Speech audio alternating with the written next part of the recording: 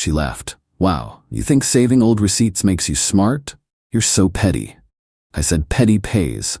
When those receipts turned into evidence of fraud and she was asked to testify, her laughter suddenly stopped. I, 32 male, own a small catering business with my former best friend Veronica, 34. Well, co-owned. Past tense is important here. We started this thing 5 years ago. Both of us were line cooks who got tired of making other people rich, pooled our savings, got a small business loan, and launched a catering company specializing in corporate events and private parties. 50-50 partnership. Everything split down the middle. From day one, I've been meticulous about documentation. Every receipt, every invoice, every bank statement, I scan and file everything. Got a filing cabinet, home, and cloud backups. Veronica always mocked me for it. Why are you keeping a receipt for a $3 pack of napkins? Documentation V. Good business practice. She'd roll her eyes. You're such a control freak. Nobody cares about your paper hoarding. But here's the thing. I wasn't doing it to be controlling. My dad ran a small auto shop and got audited when I was a teen. The stress of scrambling for records nearly gave him a heart attack. He drilled into me. Keep everything. The IRS doesn't care about your excuses. So I kept everything. Every single thing. About 8 months ago, I noticed weird patterns in our books. Nothing huge. Supplies costs seemed higher than usual. Some cash deposits were lighter than expected. When I brought it up to Veronica, she brushed it off. Inflation, dude. Everything costs more now. Yeah, but our napkin supplier hasn't raised prices. I called them. She laughed.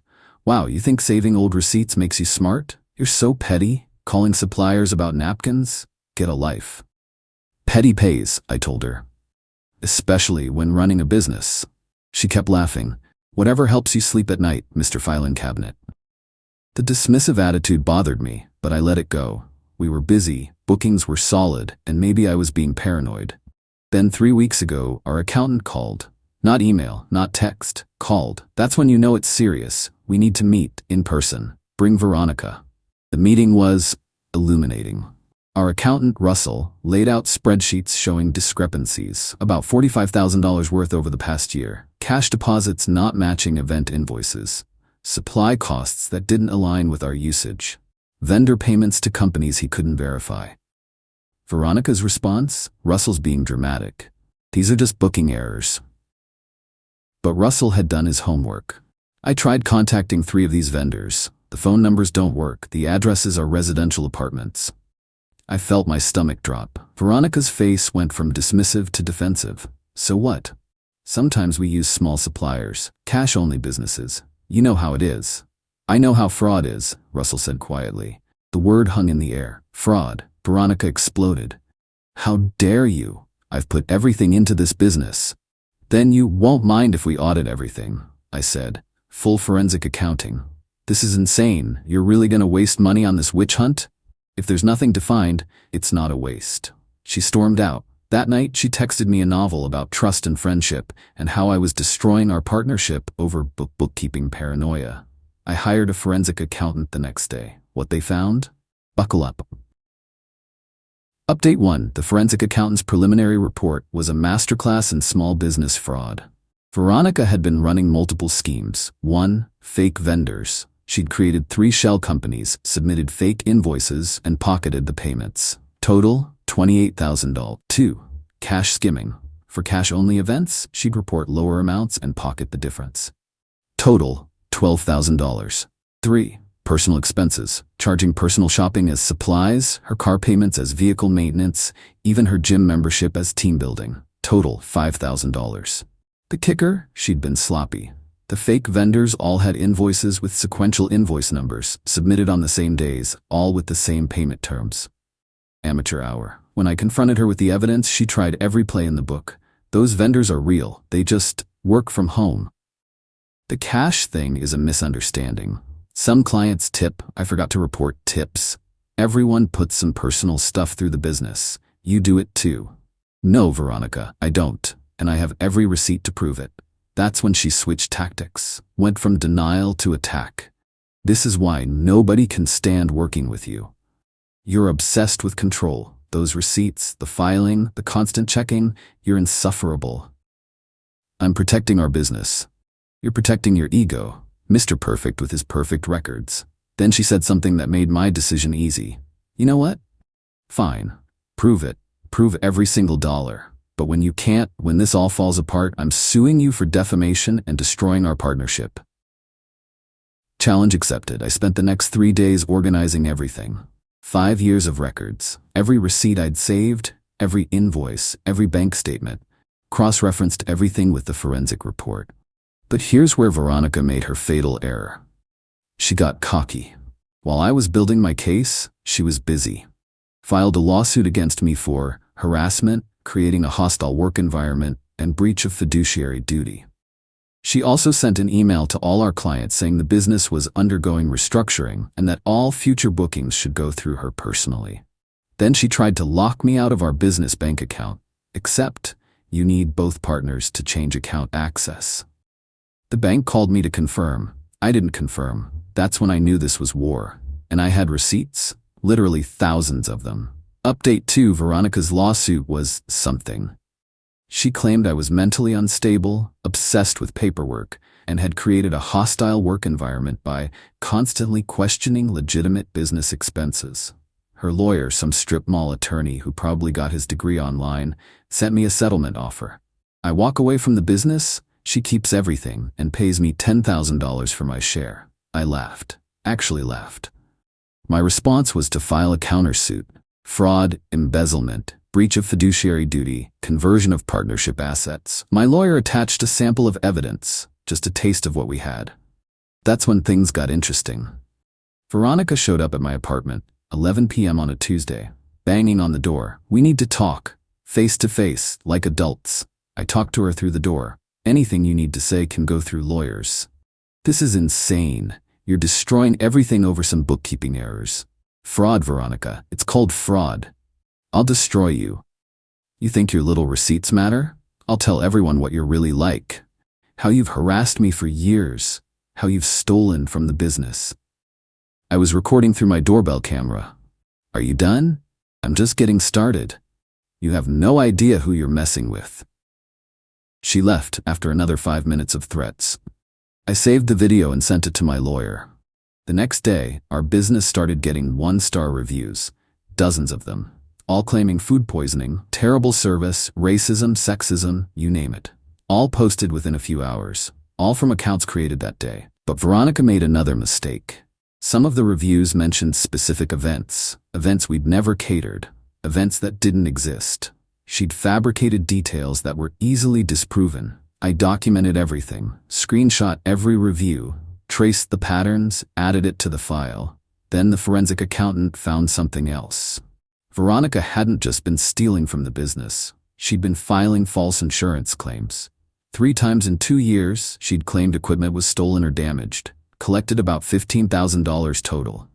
The equipment, still in our storage, just moved to her personal garage. Insurance fraud. That's a whole different level of legal trouble. My lawyer's eyes lit up when I showed him. This changes things. This is criminal, not just civil. So what do? We give her one chance to settle. Full restitution, she walks away from the business, and we don't press criminal charges. That's generous. It's strategic. Criminal cases are expensive and time-consuming, but she needs to know we can go there. So we sent the offer, full forensic report attached, evidence of the insurance fraud highlighted. Her response came fast. Nice try. See you in court. Okay then. Court it would be. Update 3. Remember those receipts Veronica mocked me for keeping? They became Exhibit A through Exhibit ZZ. Our court date was set, but first, depositions. If you've never experienced a deposition, imagine being questioned for hours while every word is recorded and can be used against you. Veronica's deposition was a masterclass in self-destruction. Her lawyer tried to prep her, I'm sure, but Veronica's ego wouldn't let her play it smart. She contradicted herself constantly. I've never heard of fake vendor to one. 10 minutes later, oh, that vendor? Yeah, they do great work. I don't handle cash deposits. Later, I sometimes take cash deposits for convenience. The best part, when they asked about the insurance claims, the mixer was stolen from our prep kitchen. Do you have a police report? It was a busy time. I forgot to file one. What about the industrial refrigerator that was supposedly damaged? Water damage from a pipe. Which pipe? I don't remember. My lawyer showed her photos I'd taken of both pieces of equipment in her garage, dated 2 weeks after the insurance claims. Her lawyer actually put his head in his hands. But the real circus started when we got to my receipts. My lawyer had prepared binders, organized by date, cross-referenced with bank statements, flagged for discrepancies. This receipt shows you purchased $500 of catering supplies from Target. Can you explain why the items include a Dyson vacuum and personal care products? Those were for the business. The business needs tampons and face cream for emergencies. It went on for 6 hours. 6 hours. By the end, Veronica looked defeated. Her lawyer looked worse, but she still wouldn't settle. Still thought she could win. Then came discovery. We got access to her personal bank records. Guess what we found? Deposits matching the amount stolen, always within days of the fake vendor payments. Even better, she'd been bragging in texts to her sister. Screenshots of her bank balance with messages like, "Business is booming. And who needs a raise when you're the boss?" Her sister, bless her heart, thought Veronica was just doing well, had no idea about the fraud. Those texts became evidence. My lawyer called me. She's done. Her lawyer wants to meet. Update 4. The meeting was supposed to be a settlement conference. Veronica, her lawyer, me, my lawyer, and a mediator. Veronica walked in wearing designer clothes. I'm pretty sure our business inadvertently paid for. Still acting like she had the upper hand. The mediator reviewed the evidence. It took 2 hours just to summarize everything. Fake vendors, cash skimming, personal expenses, insurance fraud, the reviews, the threats at my apartment. Miss Veronica's last name. Do you have any evidence to refute these claims? This is all circumstantial. He's setting me up. Her lawyer looked tired. Veronica, we discussed this. No, I'm not admitting to anything. He, pointing at me, has been planning this from the start. Those receipts, he probably forged them. My lawyer slowly pulled out another binder. Interesting theory. Shall we discuss the forensic analysis that verified the authenticity of every document, or perhaps the security footage from various stores showing you making these purchases? Yeah, I'd gone that far. When I saw the personal purchases, I'd requested security footage from the stores. Some still had it. Veronica? Clear as day, buying personal items and paying with the business credit card. The mediator suggested a break. During the break, I overheard Veronica screaming at her lawyer in the hallway. Something about incompetence, and you said they couldn't prove anything. When we reconvened, her lawyer spoke first. My client is willing to discuss terms. The terms we offered. Full restitution. $60,000. The $45K stolen plus interest and fees. She surrenders all claim to the business. She pays my legal fees. We don't pursue criminal charges. Veronica exploded. $60,000? I don't have that kind of money. Where did the stolen money go? The mediator asked. Silence. Her lawyer whispered urgently to her. Finally, she agreed to the terms. Sort of. I need time to get the money. How much time? 6 months. My lawyer laughed. Actually laughed. No, 30 days. First payment of $20,000 in 10 days, or we file criminal charges. Here's where it got interesting. Veronica's parents showed up the next day, at the business. During a prep day for a big corporate event. Her mom was in tears. Her dad was furious, but not at me. How could you do this, Veronica? We taught you better. Turns out, Veronica had gone to them for the money, had to tell them why. They were mortified. Also turned out, this wasn't her first rodeo. She'd pulled similar stunts at her previous job, but the restaurant just fired her quietly. Her dad pulled me aside. We'll make sure you get the money. All of it. But please, don't press criminal charges. She's our daughter. I felt bad for them. They seemed like good people with a terrible daughter. If she pays everything back and stays away from the business, we won't file charges. He nodded. She will. I'll make sure of it. Update 5. Veronica paid. Not willingly, but she paid. $20,000 in 10 days, just like we demanded. Her parents wrote the check. The next $20,000 came 2 weeks later. The final $20,000 took the full 30 days, but it came. She also had to sign over her half of the business. The paperwork was beautiful. Clean transfer, no strings attached. I own 100% now. But here's where the entitlement came roaring back. 2 weeks after the final payment, I started getting messages. Not from Veronica. She was legally barred from contacting me. From her friends, her cousins, random flying monkeys. You destroyed her life over money. She made one mistake and you ruined her. You're a greedy bastard who stole her business. The narrative she was spinning? That I'd fabricated evidence to force her out of our successful business. That I'd always been jealous of her superior business skills and plotted to take everything. One of her friends, Mallory, even showed up at a catering event, started telling the client that I was a thief and a fraud who'd stolen the business from her friend. Security removed her. The client, thankfully, was understanding, especially when I showed them the court documents. Ended up booking us for 3 more events. But the harassment continued. Bad reviews kept popping up. Someone kept calling our business phone and hanging up. Orders were placed and then mysteriously canceled. I documented everything. Every message, every call, every review. My lawyer sent cease and desist letters to everyone we could identify. Then came the twist I didn't see coming. Remember the forensic accountant? They'd recommended we alert the insurance companies about the fraud. I'd held off, hoping to avoid criminal charges, but with the harassment continuing, I made the call. Insurance fraud is no joke. They have their own investigators, their own lawyers, and they don't mess around. They opened an investigation. Suddenly, Veronica had bigger problems than our settlement. The investigator called me 2 weeks later. They'd found more. Veronica hadn't just defrauded our business insurance. She'd filed false claims on her car insurance, 2 accidents that never happened, and renter's insurance, a burglary where nothing was actually stolen. Pattern of fraud, across multiple companies, over multiple years.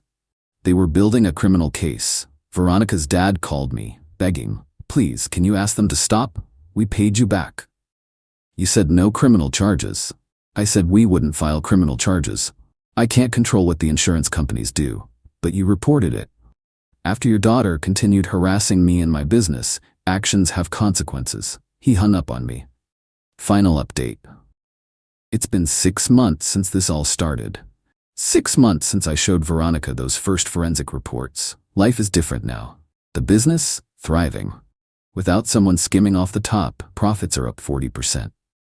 I hired 2 new employees, people who actually appreciate having receipts for everything.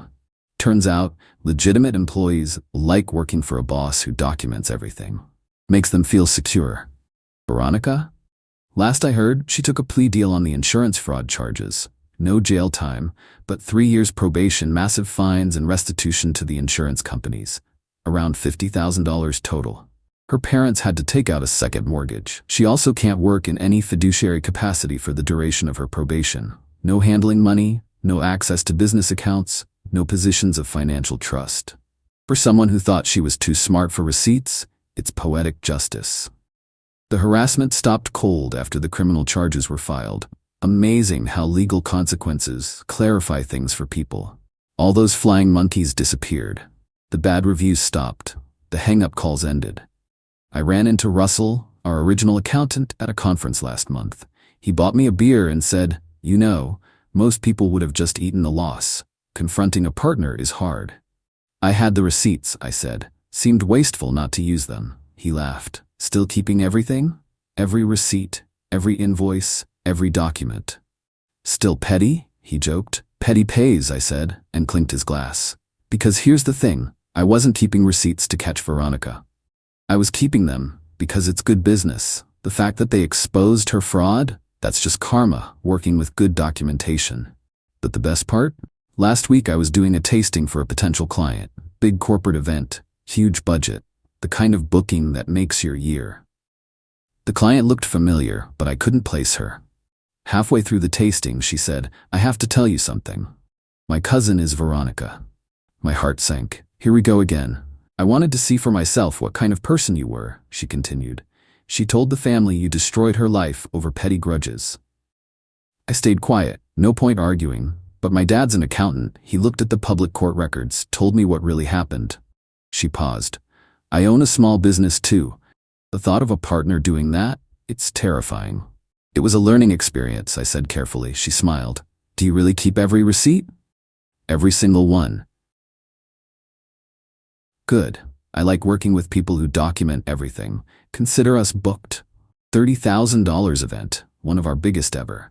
Petty pays, indeed. Looking back, I don't feel great about how everything went down. Watching someone destroy their own life through greed and entitlement isn't satisfying.